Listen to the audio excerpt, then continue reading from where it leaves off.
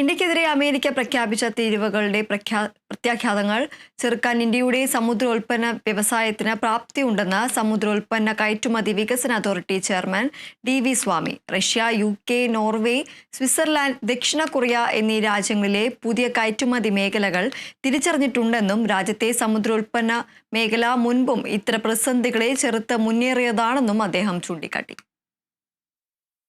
സമുദ്രോൽപ്പന്നങ്ങളുടെ മൂല്യവർദ്ധനവും വൈവിധ്യവൽക്കരണവും അത്യന്താപേക്ഷിതമാണ്.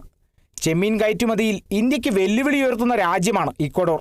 എന്നാൽ മൂല്യവർദ്ധിത ഉൽപ്പന്നങ്ങളിൽ ഇന്ത്യയെ അപേക്ഷിച്ച് അവർ പിന്നിലാണെന്നും DV സ്വാമി IAS പറഞ്ഞു. Same is the case of Kochi. Historically, it has been a trade center. The port-led development which has happened in Kochi, that had impact on the marine sector. And we have very good institutes. So there is a very rich pool of talent embedded here.